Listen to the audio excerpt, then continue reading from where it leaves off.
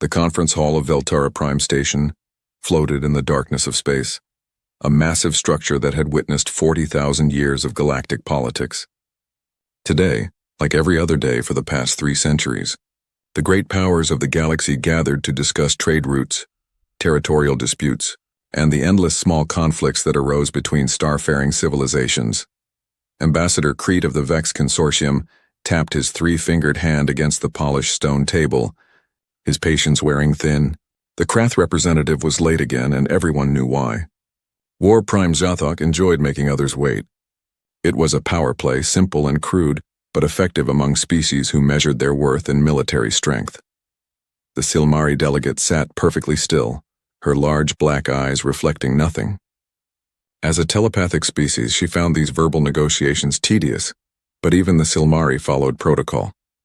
Minds could lie as easily as mouths, and sometimes more dangerously. The doors finally slid open. War Prime Zathok entered, his scaled body moving with the confidence of a predator. The Krath had ruled through force for 8,000 years, and every movement Zathok made reminded the room of that fact. He wore his military decorations openly, including the cleansing medal from the Earth operation 300 years ago. Crete felt a familiar distaste at seeing that particular medal. The destruction of Earth remained a dark moment in galactic history, even if the Council had officially sanctioned it. The humans had been clumsy with their first attempts at faster-than-light travel, yes, but complete extermination seemed excessive even by Krath standards. "Shall we begin?" Zathok asked, his translator rendering his growling voice into smooth galactic standard. "I understand the Vex wish to dispute shipping lanes again." Before Crete could respond, every display panel in the conference hall went dark. Emergency lighting activated. The Eldori archivist, an ancient being whose species had been traveling the stars since before the Krath learned to make fire, stood abruptly. "That should not be possible," the archivist said. "This station's systems are shielded against any known form of interference." The main view screen flickered back to life, but instead of showing the routine station diagnostics, it displayed something else. A massive energy reading appearing from nowhere in the space near the station. The numbers climbing on the screen made no sense. Nothing could generate that much power without a star to fuel it. "Spatial tear detected," a station AI announced, its usual calm tone edged with something that sounded almost like confusion. "Unknown origin. Unknown technology. Signature does not match any recorded species or civilization." Through the conference hall's enormous windows, they saw it happen. Space itself seemed to rip open, a wound in reality that blazed with impossible light. The tear expanded and something emerged. A warship. Enormous. Dark metal that seemed to absorb light rather than reflect it. The vessel stretched 3 kilometers from bow to stern, its hull bristling with structures that could only be weapons arrays. The design was alien to everyone present. Following no known architectural philosophy, it looked brutal and efficient, like something designed by engineers who cared only about function and had unlimited resources to achieve perfection. "Scan it," Zathok commanded, though he had no authority to give orders on the neutral station. "Attempting scans," the station AI responded. "Encountering interference. Hull composition unknown. Power source unknown. Weapon systems unknown. The vessel is broadcasting on all frequencies." A voice filled the conference hall. Female. Speaking in perfect galactic standard, with an accent nobody had heard in 3 centuries. "This is Captain Sarah, Chen of the United Earth Space Service. We've come a long way to have a conversation." The silence in the conference hall was absolute. Even Zathok seemed frozen, his predator's confidence cracking for just a moment. "Impossible," the Silmari delegate whispered, speaking aloud for the first time in years. "The humans are extinct. We confirmed the sterilization of their world." Crete felt his respiratory system struggle. Humans. The humans were supposed to be gone, a minor species that had reached for the stars too quickly and paid the price.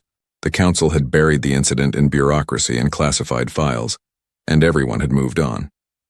Captain Chen's voice continued, calm and professional. "We're aware of your confusion. We've been monitoring your communications for quite some time now. We know what you think happened to us. We're here to correct that misunderstanding." On the view screen, the image changed. The warship rotated, revealing registration numbers and emblems.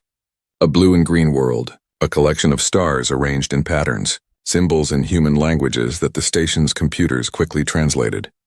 War Prime Jathok recovered his composure. This is a violation of galactic law. The Sol system remains under permanent quarantine. Any human presence is illegal. The quarantine was never about protecting the galaxy from contamination, Captain Chen replied. We have the records, War Prime.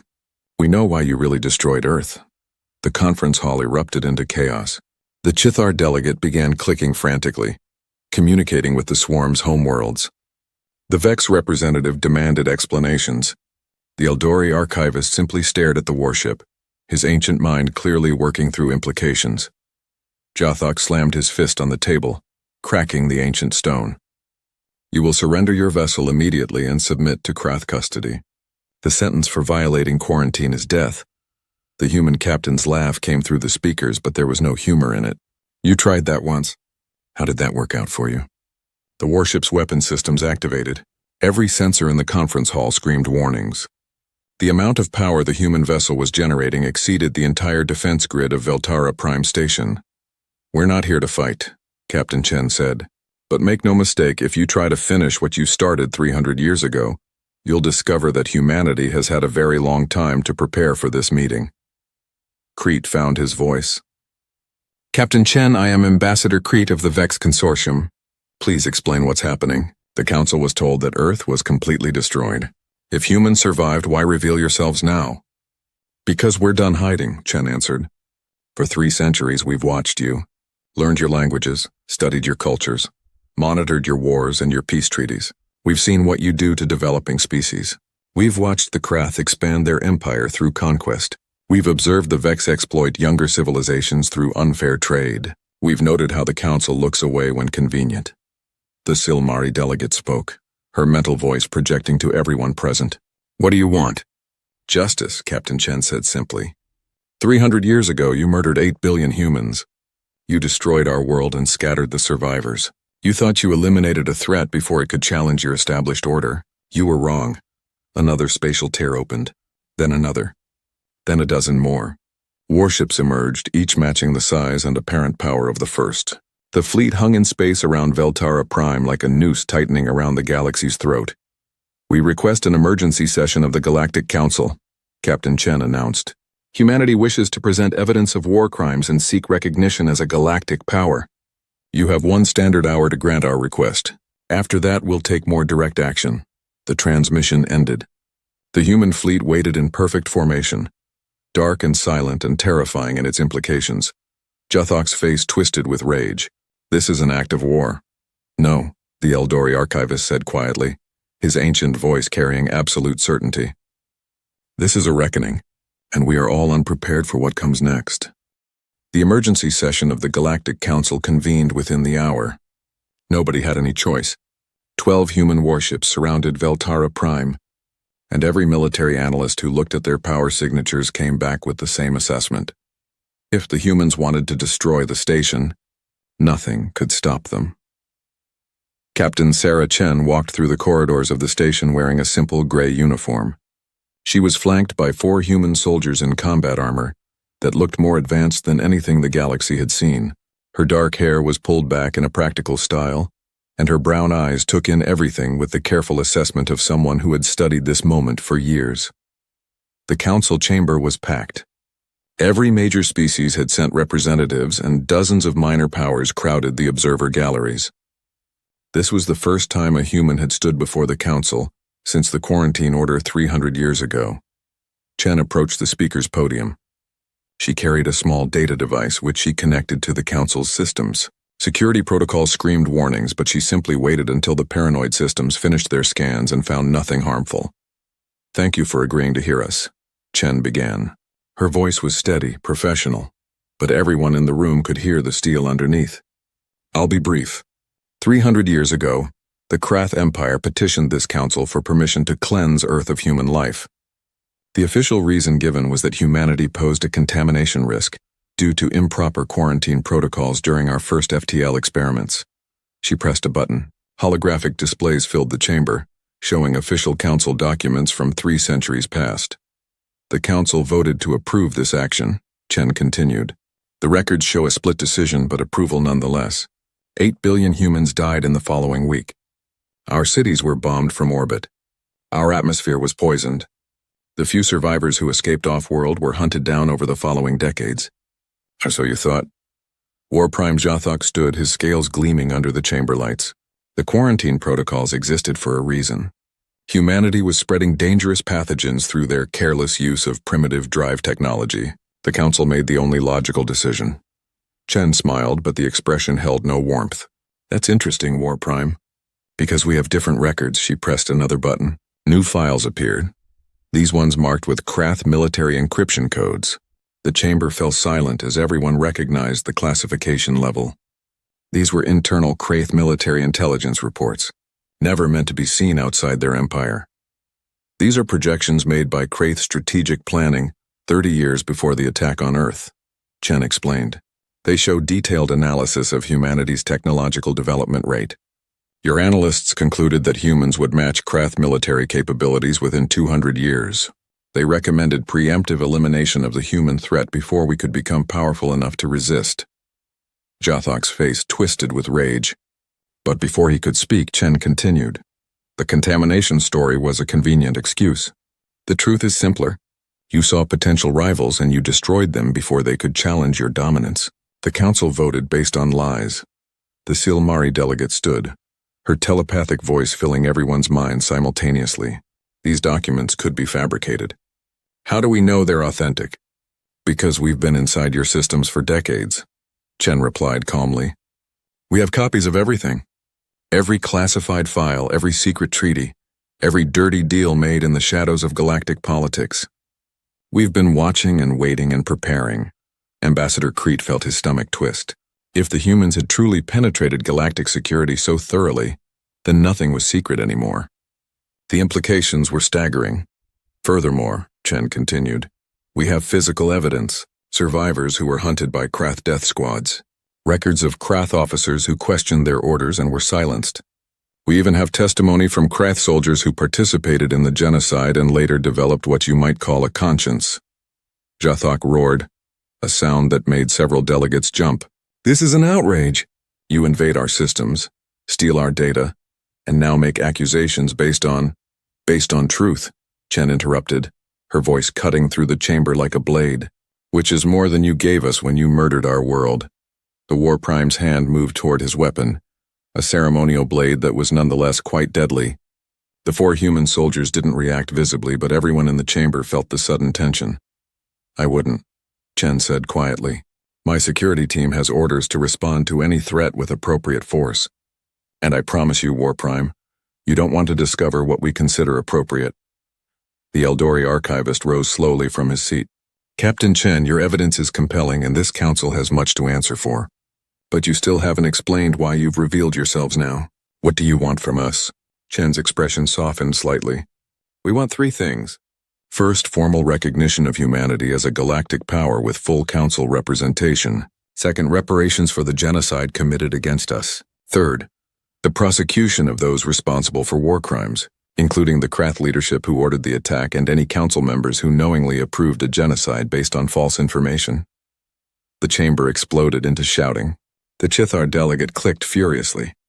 The Vex representative tried to speak over everyone else. Dozens of minor species argued among themselves.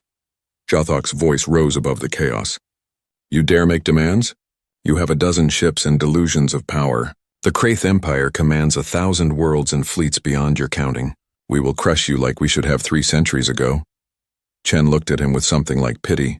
You know, I was hoping you'd say that. It makes this next part easier. She pressed another button on her data device. New information flooded the chamber displays. Coordinates, military positions, fleet deployments. This is the current location of every Krath military vessel, Chen explained. Every battle station, every supply depot, every secret base. We know where they all are because we've been watching you.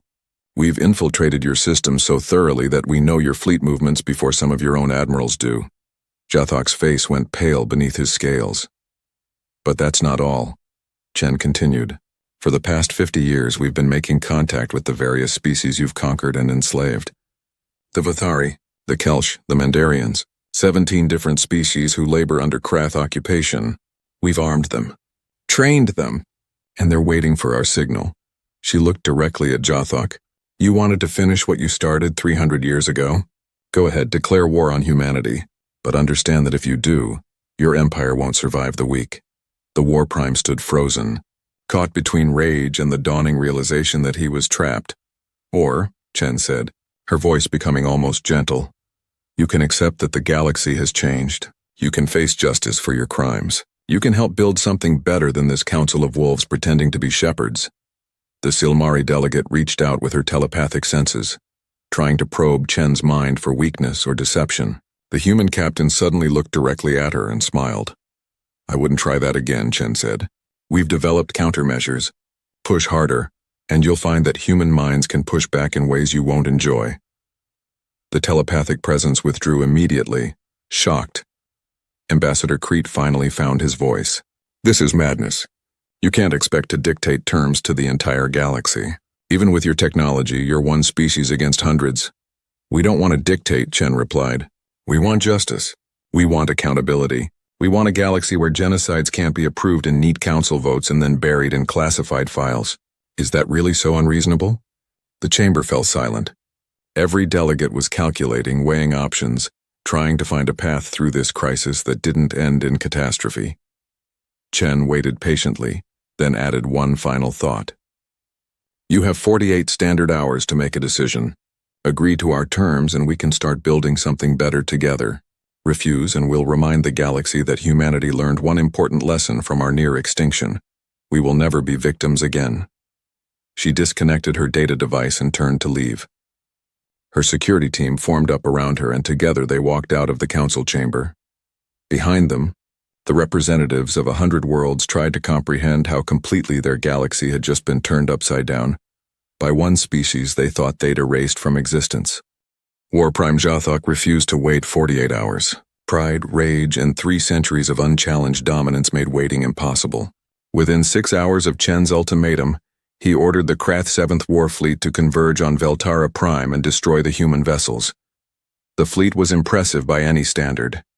300 warships ranging from nimble destroyers to massive dreadnoughts that had seen action in a dozen wars. The Krath didn't build their vessels for beauty or efficiency. They built them to intimidate and overwhelm. Each ship bristled with weapons designed to turn enemy vessels into expanding clouds of debris. Admiral Krathix commanded the 7th Fleet from his flagship, the Inevitable Judgment. He was a veteran of 40 years of warfare, a soldier who had climbed through the ranks by being more brutal and more effective than his peers. The order to destroy 12 human ships barely registered as a challenge. His fleet had destroyed far greater forces than this. Every major species in the galaxy monitored what happened next. Communication networks carried live feeds to billions of beings across thousands of worlds. Everyone wanted to see what the mysterious humans could actually do when faced with overwhelming force. Captain Chen's face appeared on every broadcast channel. She stood on the bridge of the Indomitable, her expression calm. Admiral Krathix, this is Captain Sarah Chen. I'm speaking to you directly because I want you to understand something. We don't want to kill anyone today. Stand down your fleet. This doesn't have to end in bloodshed. Krathix's response was broadcast across the galaxy. Humans are sentenced to death for violating quarantine. Your extinction was authorized by the Galactic Council. Surrender and accept your fate. Chen closed her eyes for a moment, and those watching could see genuine sadness on her face. I gave you a chance. Remember that. The Krath fleet opened fire. Thousands of missiles and energy beams crossed the void. Enough firepower to vaporize a small moon. Every tactical analyst watching the feeds, prepared to witness the swift destruction of the human vessels. Then the humans showed what 3 centuries of preparation actually meant. The Indomitable and its sister ships didn't scatter or retreat. They simply activated defensive systems that the galaxy had never seen before. Shimmering fields appeared around each human vessel, and the Krath weapons struck these barriers and stopped. Some missiles detonated harmlessly against the shields. Energy beams dispersed into rainbow patterns. A few projectiles penetrated through but were intercepted by point defense systems that moved with impossible precision. Impressive shields, Admiral Krathix transmitted. But no defense is perfect. Concentrate fire on the flagship. The entire Krath fleet focused on the Indomitable. The bombardment was relentless. a storm of destructive force that should have overwhelmed any defensive system through sheer volume. The Indomitable absorbed it all without visible damage. Captain. Chen's voice came across the channels again. Admiral, you've made your choice. Now you'll see ours. All human vessels, authorization code Chen Alpha 7. Demonstrate but do not destroy. These people are going to learn a better way, even if we have to teach them the hard way. What happened next would be studied by military academies for generations. The human ships moved. Not the ponderous turns of conventional warships, but sudden, precise movements that suggested a completely different approach to propulsion. They scattered through the Krath formation in seconds, moving between enemy vessels like dancers in a choreographed routine. From the Indomitable came something new. Projectiles launched at velocities that approached light speed. Kinetic weapons accelerated by technology the galaxy didn't understand. These weapons weren't explosive. They were simply dense slugs of metal moving so fast that when they hit targets, the kinetic energy did all the work. The first Krath dreadnought took a hit to its main engines. The impact was surgical, precise, and devastating. The engines exploded, but the crew sections remained intact. The ship went dark and began drifting, powerless but still pressurized.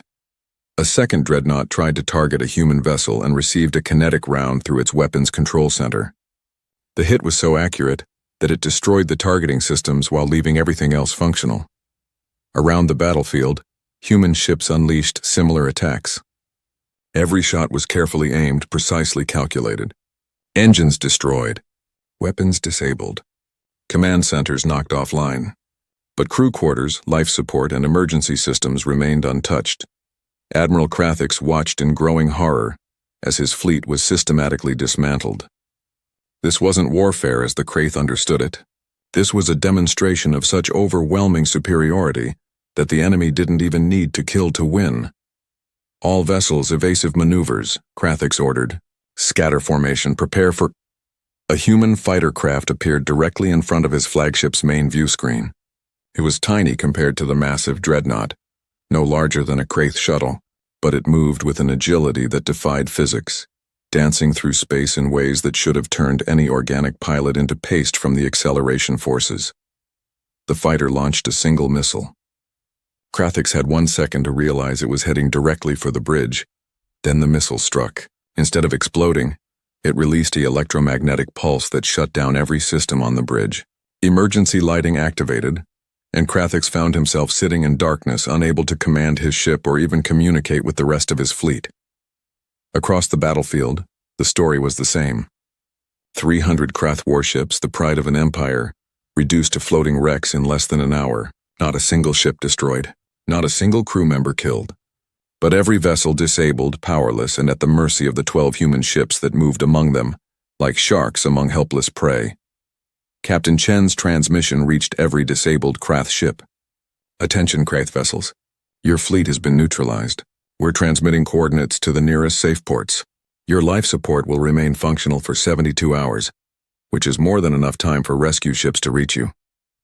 We've also taken the liberty of copying your tactical databases and communication logs. The evidence of war crimes we've gathered today will be added to the charges against your leadership. She paused, and her next words carried weight that transcended the immediate military situation. We learned a lesson 300 years ago that you never did. Power isn't about who can kill the most efficiently. It's about who can show restraint when they hold absolute advantage. We could have destroyed every ship in your fleet. We could have killed thousands of Krath soldiers who were just following orders. We chose not to. The transmission shifted to show a wider view.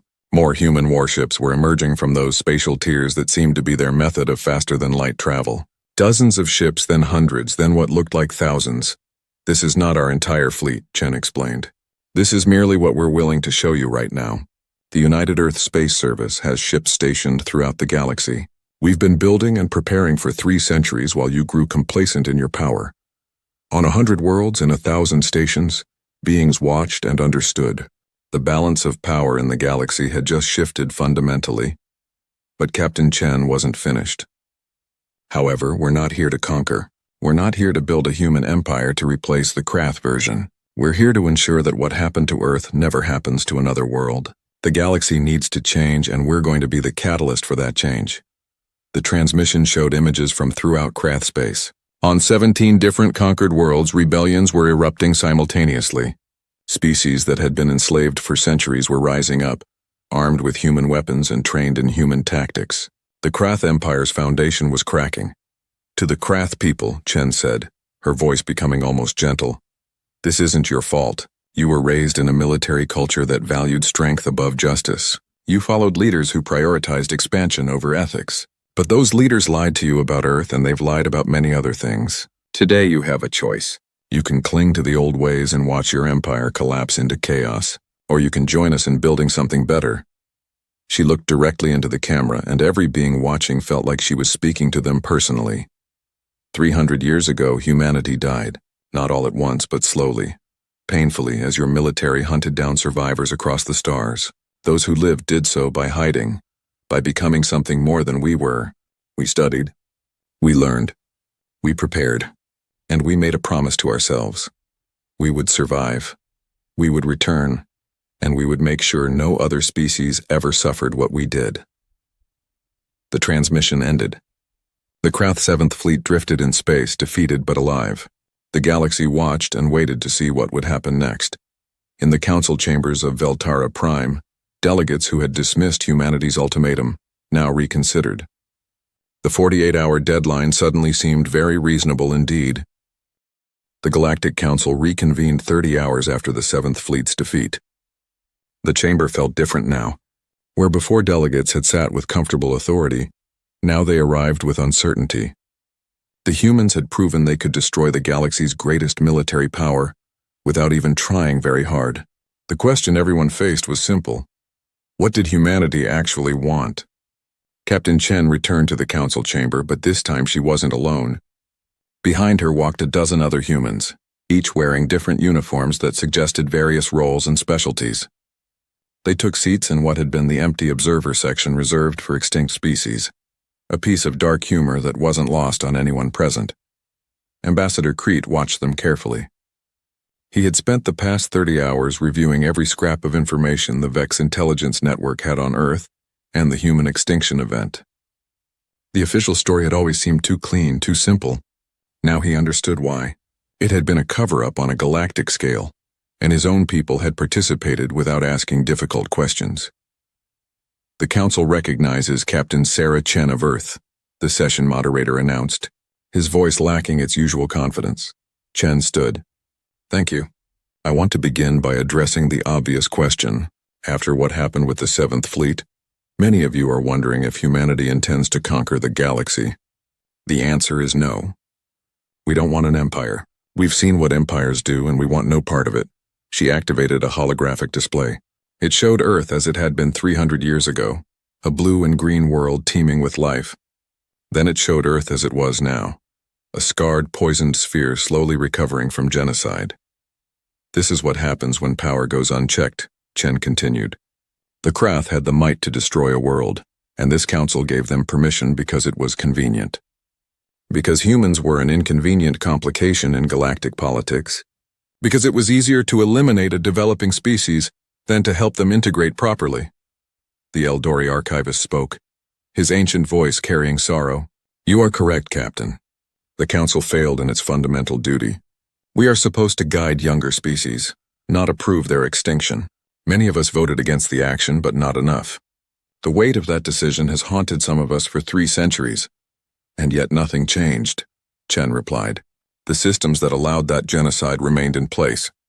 The Krath continued expanding through conquest. Other species continued exploiting developing civilizations. The Council continued looking away when convenient. That's what we're here to change." War Prime Jathok sat in his chair, diminished but still defiant. The Krath Empire was in chaos. 17 rebellion movements had seized control of key worlds. The military was fracturing as evidence of the Earth genocide conspiracy spread through their ranks. But the War Prime refused to accept defeat. "You speak of justice and change," Jathok growled, "but you threaten us with overwhelming force. You arm rebels and destabilize our empire. How is this different from conquest?" Chen turned to face him directly. "Because we're offering you a choice. The rebellions we've supported are for species you enslaved. They have every right to freedom. But we're not taking control of those worlds. We're giving them the tools to control their own destiny. That's the difference. She returned her attention to the full council. Here is what humanity proposes. First, the Galactic Council must be restructured to include representatives from all species, not just the major powers. Every civilization should have a voice in the decisions that affect them. Murmurs spread through the chamber. Some delegates nodded, but others looked uncomfortable. The current power structure favored established civilizations, and change would diminish their influence. Second, Chen continued, we propose the establishment of an independent tribunal to investigate and prosecute war crimes. No species should be above justice, including humanity. If we commit crimes in the future, we should face the same accountability we're demanding for past crimes. Third, we want to ban preemptive strikes against developing species. What happened to Earth was justified as prevention. No more. If a species poses a genuine threat, the evidence must be overwhelming and independently verified before any military action is authorized. The Silmari delegate projected her thoughts to the chamber. These proposals would fundamentally alter the balance of power that has existed for millennia. You ask us to give up our advantages, our security, based on your moral preferences. No, Chen corrected. We're asking you to build a system based on justice rather than power. Yes, it will be less convenient for those who currently hold authority, but it will be better for the galaxy as a whole. Ambassador Crete stood. Captain Chen, I find myself sympathizing with your goals. The Vex have prospered under the current system, but I cannot deny we've also exploited it. However, I must ask a difficult question. How can we trust that humanity won't abuse the power you've demonstrated? History shows that every dominant species eventually becomes tyrannical. What makes humans different? The question hung in the air. Every delegate in the chamber was thinking the same thing. The humans had proven they could destroy the Kraith Empire. They had technology far beyond anything the galaxy possessed. They had been planning and preparing for 3 centuries. What would stop them from becoming the new oppressors once they achieved their goals? Chen was quiet for a moment, and when she spoke, her voice carried a weight of emotion that had been absent from her previous statements. We're not different, she admitted. Humans are capable of the same cruelty, the same tyranny as any other species. We know this because we've studied our own history. We've built empires and watched them fall into corruption. We've committed atrocities against ourselves before we ever reached the stars. She walked to the center of the chamber, closer to the delegates. But we learned something from our near extinction. We learned what it feels like to be powerless while others decide whether you deserve to live. 300 years ago, 8 billion humans died because the powerful decided we were inconvenient. That's a lesson you don't forget, ever. Chen's eyes swept across the chamber. So yes, we might become corrupt. Future generations of humans might forget the lessons we learned. That's why we're proposing systems that check everyone's power, including our own. We're not asking you to trust human nature. We're asking you to build institutions strong enough to constrain any species that tries to dominate. The Eldori archivist rose slowly. Captain Chen, in my 100,000 years of life, I have seen countless civilizations rise and fall. I have watched species achieve greatness and collapse into tyranny. Your proposal is the first time I've heard a dominant power actively request limits on their own authority. That is either wisdom or an elaborate deception. It's both, Chen replied honestly. We're wise enough to know we need constraints, and we're deceiving ourselves if we think we're immune to corruption. But we're trying to build something better than what exists now. That has to count for something. A new voice entered the discussion. One of the humans who had accompanied Chen stood. He was older, with gray hair and tired eyes. His uniform indicated he was some kind of civilian leader. My name is Marcus Okafor, he said. I'm the elected president of the United Earth government. I want to address the concern about human intentions because Captain Chen, for all her honesty, is still a military officer. She thinks in terms of strategies and tactical advantages. He looked around the chamber. The truth is, humanity is divided. We have factions that want revenge against the Krath. We have groups that believe we should conquer the galaxy to prevent future genocides. We have voices calling for isolation, for warfare, for diplomacy, and for every option in between. Okafor's admission caused a stir. Showing internal division seemed like a weakness. We're not unified in our goals, Okafor continued. We're not even unified in our methods. What we agree on is that the current system failed us catastrophically, and it needs to change. How that change happens is still being debated in our own councils. He smiled sadly. I'm telling you this because I want you to understand something. We're not mysterious super beings with perfect plans. We're just people who survived something terrible and are trying to make sure it doesn't happen to anyone else. We'll make mistakes. We'll disagree among ourselves. We'll probably do things that future generations will judge harshly. But, Okafor continued, his voice strengthening, we're offering to try. We're offering to share our technology in exchange for building better systems.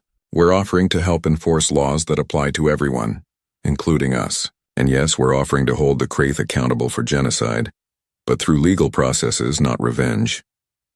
The chamber was silent. Every delegate was processing what they'd heard. The humans weren't presenting themselves as saviors or conquerors. They were presenting themselves as flawed beings trying to create something better than what existed. War Prime Jathok stood, his voice bitter. Pretty words, but you've already destroyed our empire. The rebellions you armed are tearing apart everything we built. You speak of justice while our civilization burns. Chen turned to him. Your civilization was built on the bones of conquered species. What's burning is the chains you put on others. 6 months changed everything. The Krath Empire didn't collapse entirely, but it transformed. War Prime Jathok faced trial before the new Galactic Tribunal, charged with genocide, conspiracy, and crimes against peace. The evidence was overwhelming, gathered from 3 centuries of human intelligence operations. He was found guilty on all counts. The sentence was unusual. Rather than execution or imprisonment, Jathok was assigned to work on Earth's restoration. He would spend the rest of his life helping rebuild what his orders had destroyed. It was a human form of justice that confused many species but resonated with others. The guilty party would face their crime every day and work to repair the damage. Captain Sarah Chen, now Admiral Chen, stood on the observation deck of Unity 1, the new galactic station built specifically to house the Reformed Council. Through the massive windows, she could see ships from dozens of species working together to complete the construction. Human vessels worked alongside Kraith freighters. Vex technicians collaborated with human engineers. Even the Silmari had sent telepathic coordinators to help manage the complex logistics. Admiral, we're receiving the final vote tallies from the council, a young ensign reported. The woman's name was Lisa Park, and she represented the new generation of humans born after the genocide. Park had never known Earth before its destruction, but she carried the memory in her DNA like all her generation. How did it go? Chen asked, though she suspected she knew the answer. The Galactic Concordat has been officially ratified, Park replied, unable to hide her smile. 147 species voted in favor. 23 voted against. 11 abstained. It's done, Admiral. We actually did it. Chen allowed herself a small smile. The Concordat was everything humanity had fought for. A restructured government that gave every species a voice, independent tribunals to prosecute war crimes, protections for developing civilizations, strict limits on preemptive military action, and most importantly, a commitment to transparency and accountability that applied to everyone. It's a beginning, Chen corrected gently. The real work starts now, making sure this doesn't become just another system that looks good on paper but fails in practice. She looked out at the ships again. 6 months ago, many of those species had been enemies. The Krath had conquered half a dozen of them. The Vex had exploited most of the others through unfair trade. The Silmari had manipulated them with telepathic pressure, and humanity had been absent, presumed extinct. Now they were building something together. It was messy and imperfect and full of tension, but it was real. A door slid open behind them. President Marcus Okafor entered, looking exhausted but satisfied. He had spent the past 6 months in constant diplomatic sessions, navigating between human factions and alien species, trying to hold together the fragile coalition that supported reform. The Preservation Alliance just issued another statement, Okafor said, referring to the coalition of hardliners who opposed the Concordat. They're calling this the end of galactic civilization as we know it. They're not wrong, Chen observed. This is the end of their civilization. The one where the strong did whatever they wanted and the weak had no recourse. Good riddance. They're planning something, Okafor warned.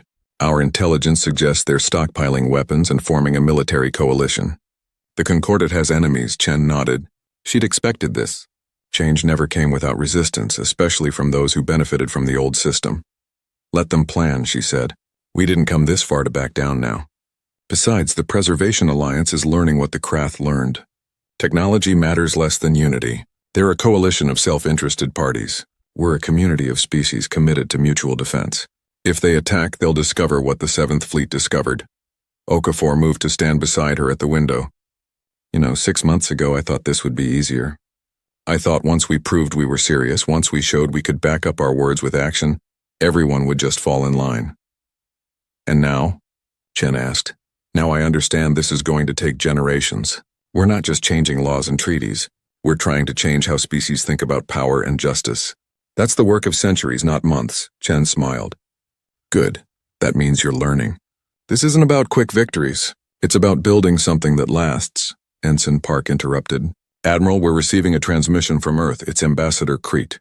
Chen activated the communication panel. Crete's three-fingered form appeared, standing on Earth's surface. Behind him, reconstruction crews worked to repair one of humanity's ancient cities. Kraith workers labored alongside humans, Vex, and a dozen other species. Admiral Chen, Crete greeted her. I wanted you to see this. The first residential district has been completed. 3,000 housing units built to accommodate multiple species. The first residents moved in today. The image shifted to show families entering homes. Humans, yes, but also others. Species from throughout the galaxy who had volunteered to help rebuild Earth and had been offered the chance to stay as permanent residents. Earth isn't just a human world anymore, Crete explained. It's becoming something new. A symbol of what the galaxy can be when we work together instead of tearing each other apart. Chen felt unexpected emotion well up. Earth had died as a human world. Now it was being reborn as something more, something that represented the ideals they'd fought for. Thank you, Ambassador, she said quietly, for everything you've done. Crete made a gesture that humans had learned meant respect in Vex culture. I'm old, Admiral. I've spent my life watching the Vex exploit others for profit. I want to spend what's left of my time building something better. Earth seems like the right place to do that. The transmission ended. Chen stood silently for a moment, processing what she'd seen. Admiral, Park said softly, there's one more thing. The exploration fleet is ready to launch. This was the other part of humanity's plan. The UESS Discovery and 50 sister ships were preparing for a 5-year mission to explore unknown regions of the galaxy. Their primary objective wasn't conquest or resource extraction. It was to find developing species before the galaxy's predators could reach them. Tell Captain Williams she's cleared for departure, Chen ordered. And remind her of the mission parameters. We find them, we protect them, we help them develop on their own terms. No interference beyond what's necessary to ensure their survival. Yes, Admiral.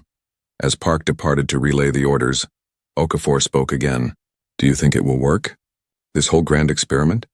Chen considered the question carefully. I think we're going to make mistakes. I think we're going to face opposition from those who preferred the old ways. I think there will be crises that test everything we've built. Species will join the Concordat for the wrong reasons. Others will try to exploit the new systems.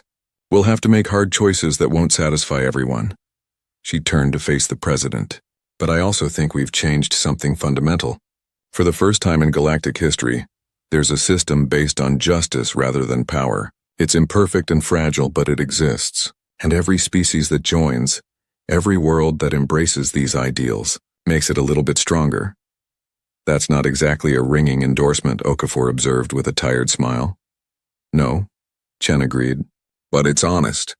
And honesty is what we promised. We're not saviors. We're not perfect.